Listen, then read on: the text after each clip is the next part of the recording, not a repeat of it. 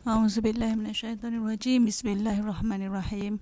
Alhamdulillahirabbil alamin wassalatu wassalamu ala asyrafil anbiya'i wal mursalin sayyidina Muhammad wa ala alihi wa sahbihi ajma'in. Qala rabbi shrah li sadri wa yassir li amri wahlul 'uqdatam min lisani yafqahu qawli. Amma ba'd. Assalamualaikum warahmatullahi wabarakatuh. InsyaAllah pada minggu ini kita akan sambung kuliah kita berkaitan dengan makanan dan pemakanan menurut Islam. Di kuliah yang lalu kita dah lihat apakah yang dimaksudkan dengan makanan, apa kepentingannya kita makan makanan yang halal dan baik, apa kesan kalau kita makan makanan yang haram, dan pengkelasan makanan, ada makanan yang halal, haram, syubhah. Dan hari ini kita sambung satu lagi iaitu makruh. Okey, kemudian yang di akhirnya kita akan tengok konsep pemakanan berkualiti. Baik, kelas makanan makruh maknanya selain daripada makanan yang halal, yang haram dan yang syubhah, terdapat makanan yang dikategorikan sebagai makruh. Apa itu makruh? Iaitu makanan tu boleh dimakan tetapi lebih digalakkan untuk kita tidak memakannya, lebih digalakkan untuk kita meninggalkan apa-apa makanan yang berada dalam kategori makruh. Antara makanan yang dikategorikan sebagai makruh ialah bawang putih, petai, cering, belacan dan sebagainya. Kalau tengok pada contoh ni, kita dah boleh agak kenapa ianya digalakkan untuk ditinggalkan. Sebab yang ketara jenis-jenis makanan ni berbau, kan? Boleh membuatkan kita nafas berbau dan sebagainya lah. Bawang putih, petai, cering, belacan. Okey. Menghasilkan bauan yang kurang menyenangkan. Okay, baginda Rasulullah SAW bersabda melalui riwayat Tirmizi, sesiapa yang memakan bawang merah, bawang putih dan kucai, janganlah hampiri masjid. Okay, maknanya kalau kita nak berjemaah di masjid ataupun berurusan dengan orang ramai, maka elakkanlah daripada memakan makanan yang dikategorikan sebagai makruh ini, kerana ia boleh meninggalkan bauan yang kurang menyenangkan lah. Okay? Itu sajalah berkaitan dengan kelas makanan makruh. Okay. Seterusnya berkaitan dengan konsep pemakanan berkualiti. Sebenarnya ajaran Islam ni telah mewajibkan kita semua sebagai penganut agama Islam untuk ambil makanan yang bersih dan tidak memudaratkan, serta perlu mematuhi kod diet yang dipanggil halal. Tetapi di samping halal, agama Islam juga menekankan supaya apa-apa yang kita nak makan, apa-apa yang kita nak ambil, perlulah ambil daripada sumber yang baik lagi berkhasiat. Jadi pemakanan yang halal dan baik lagi berkhasiat ni membentuk satu pemakanan berkualiti. Makna kata pemakanan berkualiti dalam Islam adalah makanan yang memenuhi aspek halalan tayyiban, halal lagi baik. Perkataan halal daripada kalimah Arab yang bermaksud dibenarkan ataupun dibolehkan, manakala perkataan tayyiban bermakna baik. Jadi ini juga bererti makanan itu mestilah halal dan baik untuk kita makan dan kita peroleh daripada sumber yang asli dan halal. Manakala baik ini apabila merujuk kepada makanan, maknanya ia makanan yang lengkap, nutrien dia seimbang. Ada protein, ada karbohidrat, ada vitamin, ada bahan galian, lemak, air dan fiber. Maknanya memenuhi kesemua nutrien yang diperlukan oleh tubuh badan kita. Okey, makanan yang bermutu jika ia memenuhi kriteria seimbang. Maknanya makanan halal dan baik, baik untuk pembesaran dan pertumbuhan tubuh badan kita lah. Okay. Jadi surah Al-Baqarah ayat 172, Allah berfirman yang bermaksud, wahai orang-orang yang beriman, makanlah antara rezeki yang baik-baik yang kami iaitu Allah berikan kepadamu, dan bersyukurlah kepada Allah apabila benar-benar hanya kepadanya kamu menyembah. Jadi maknanya Allah ni dah sediakan kepada kita banyak rezeki yang baik-baik. Jadi majoriti ulama bersepakat mengatakan bahawa asal setiap sesuatu perkara adalah harus ataupun halal selagi mana tidak ada nas yang mengatakan sebaliknya. Selagi tidak ada nas yang membuktikan sesuatu pemakanan itu haram, maka ianya adalah halal bagi kita. Jika ada nas yang mengatakan sesuatu makanan itu haram, maka barulah jelas perkara tersebut haram dan kita tak boleh makannya lah. Jadi ternyata Islam ni memberi kemudahan yang begitu luas kepada manusia dalam mengatur kehidupan kita. Jadi seseorang tidak boleh sama sekali mengatakan haram kepada yang halal, dan tak boleh menghalalkan benda yang dah diterang lagi nyata Allah katanya sebagai haram. Okey, harap jelas. Ikuti kuliah yang tajuk yang seterusnya dalam rakaman yang berikut. Dengan prosedur penyediaan makanan berkualiti. Okey, prosedur penyediaan makanan berkualiti ini adalah melibatkan pemprosesan dan penyediaan makanan. Penyediaan makanan halal hendaklah suci daripada perkara yang haram. Okey, bila sebut nak sedia makanan yang halal, maknanya kita kena bebas daripada perkara-perkara yang haram. Seperti peralatan memasak, okey, proses penyediaan makanan. Maknanya bermula dari awal lagi kena bebas daripada perkara yang haram. Penggunaan berus daripada bulu babi adalah haram bagi tujuan pemprosesan makanan halal. Okay, memang makanan tu sumbernya, bahan-bahannya bersih, bahan-bahannya halal, tapi guna berus babi tetap menjadikan makanan itu tidak bersih dan halal. Jadi kena elakkanlah penggunaan berus daripada bulu babi. Kemudian penggunaan peralatan memasak dan pinggan mangkuk yang digunakan untuk menghidangkan makanan. Kalaulah pinggan mangkuk tersebut telah pun digunakan atau kuali tersebut telah pun digunakan untuk memasak atau menyediakan hidangan seperti babi dan anjing, kalaulah tak ada pilihan sangat, boleh guna peralatan yang sama dengan syarat kenalah bersihkan terlebih dahulu. Kena sucikan peralatan tersebut sebagaimana cara untuk mensucikan najis mughallazah, iaitu basuh peralatan tersebut dengan 7 kali air mutlak dan salah satunya bercampur dengan tanah. Kena basuh dengan air tanah lah, maknanya kena samak. Okey. Maknanya prosedur penyediaan makanan ni bukan semata-mata produk akhirnya halal. Ia bermula daripada awal lagi. Daripada bahannya, daripada peralatannya dan sebagainya. Okey. Antara prosedur penyediaan makanan berkualiti yang lain adalah kandungan.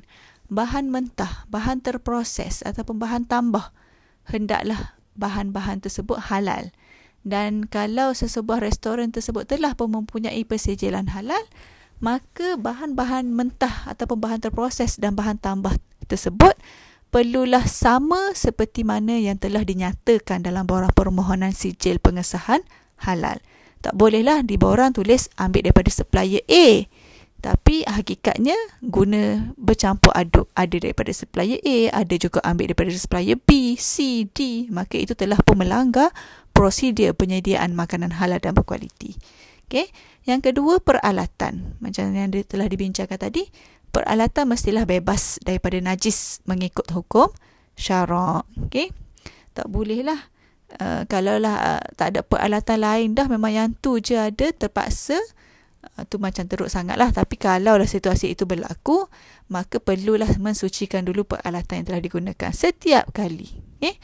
Kalau pagi tadi dah masak hidangan babi, tengah hari nak masak untuk hidangan orang Islam, maka kena samak, kena sucikan dengan 7 kali basuhan, dengan salah satunya adalah bercampur dengan tanah. Okay. Kemudian prosedur penyimpanan, kena pastikan semua bahan halal yang disimpan, yang dipamer, yang dihidang, diasingkan antara yang halal dengan yang tidak halal.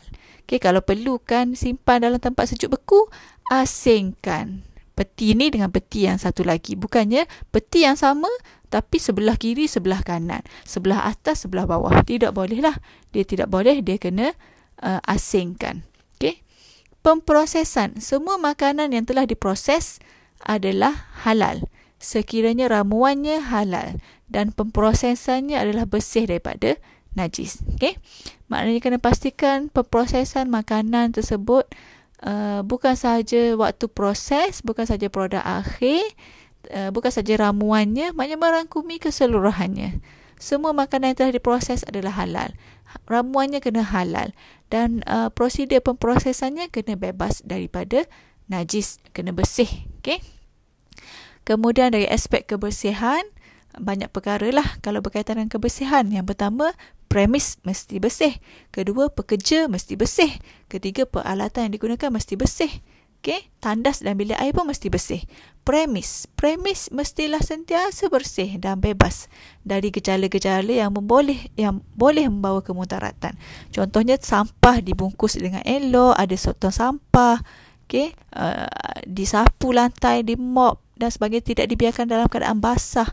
Okay, boleh mengundang tikus ataupun lipas, cicak dan sebagainya. Kena sentiasa dalam keadaan bersih dan bebas daripada gejala-gejala yang boleh membawa kemudaratan lah, terutama dari aspek kesihatan. Yang kedua, pekerja mestilah bersih, sihat, berpakaian kemas.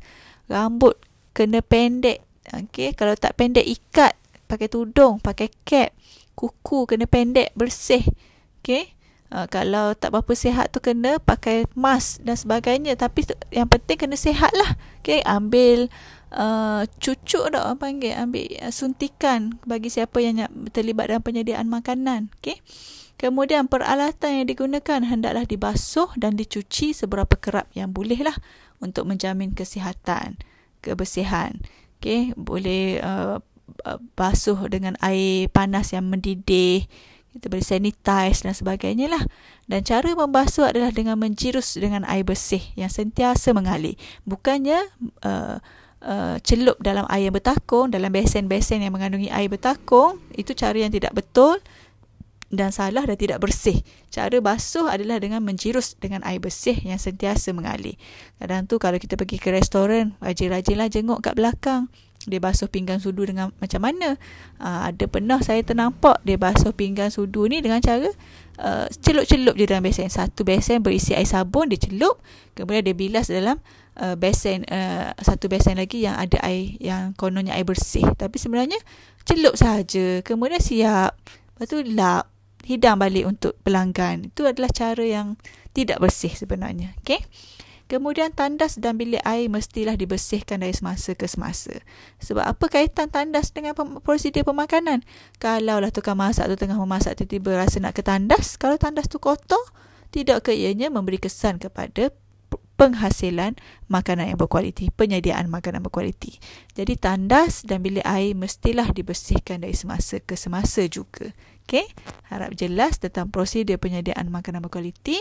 Untuk rakaman yang terakhir seterusnya adalah berkaitan dengan fatwa-fatwa berkaitan penyediaan makanan yang halal dan berkualiti.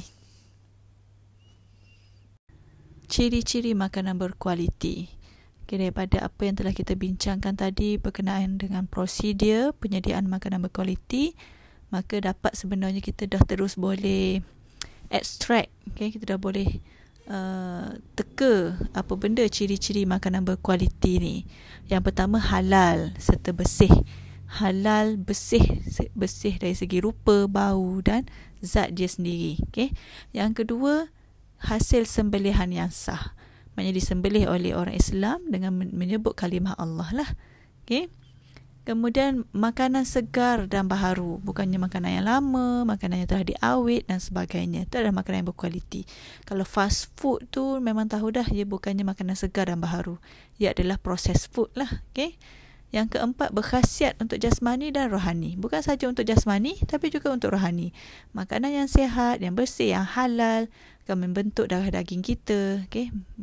Menjadikan santapan bukan saja untuk pembentukan jasmani tetapi juga rohani kita.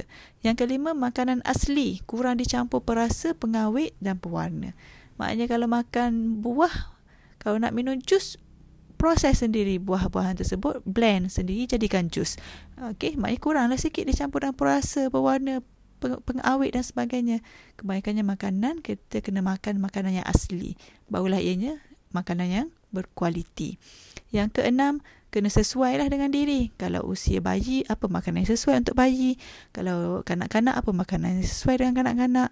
Kalau kita yang dewasa ni, apa makanan yang sesuai dengan diri kita. Keperluan tubuh badan kita untuk belajar, untuk sentiasa bertenaga, untuk kegunaan otak dan sebagainya. Kalau orang tua, warga emas pula, apa makanan yang sesuai dengan diri mereka. Jadi kena tengok kesesuaian diri masing-masing. Barulah ianya menjadi satu makanan yang berkualiti buat diri masing-masing. Dan akhir sekali, makanan yang berkualiti adalah berasaskan sumber yang asli. Bukannya sumber tiruan, bukannya daripada pewarna tiruan, bukannya daripada perisa tiruan dan sebagainya lah. Ia berasaskan sumber yang asli. Okay? Kalau contohnya nak buat makanan berperisa pandan. Jadi ambil daun pandan, blend, ambilkan puri patinya, bukannya ambil pewarna ataupun perisa yang tiruan. Maknanya dia adalah berasaskan sumber yang asli. Okay, apa fatwa-fatwa semasa dalam yang berkaitan dengan pemakanan? Yang pertama berkaitan dengan penggunaan bulu babi. Okay, penggunaan berus yang diperbuat daripada bulu babi adalah haram. Kalau tak pasti sama ada berus tersebut daripada bulu babi ataupun tidak, maka barulah harus. Tapi kalau dah tahu memang terang diperbuat daripada bulu babi, maka Muzakarah Jawatankuasa Fatwa kali ke-12 telah memutuskan bahawa penggunaan berus tersebut adalah haram. Yang kedua, alkohol sebagai penstabil minuman ringan. Okay, Muzakarah Jawatankuasa Fatwa kali ke-22 telah memutuskan bahawa kordial yang mengandungi bahan cita rasa iaitu flavor yang dimasukkan alkohol untuk tujuan penstabilan adalah harus digunakan untuk tujuan minuman kalau alkohol tu bukan dihasilkan dari proses pembuatan arak. Maksudnya dia bukannya diekstrak daripada arak, dan kuantiti alkohol dalam cita rasa tersebut adalah sedikit, iaitu tidak membawa kepada kesan yang memabukkan. Itu adalah keputusan Muzakarah Jawatankuasa Fatwa lah. Maknanya diharuskan, tidaklah diwajibkan digunakan, tapi kalau nak guna sangat dah tak ada pilihan lain, diharuskanlah. Okay? Yang ketiga, ejen aktif dalam makanan. Penggunaan ejen aktif permukaan di dalam makanan adalah harus, dengan syarat sumber-sumber ejen aktif permukaan tersebut diperolehi daripada tanaman. Kalau daripada binatang, mestilah daripada binatang halal dan disembelih menurut cara Islam. Ni sukar sikit lah. Kena pastikan betul-betul lah kalau nak guna ejen aktif ni dalam makanan. Okay? Kena pastikan daripada sumber tanaman, tumbuhan.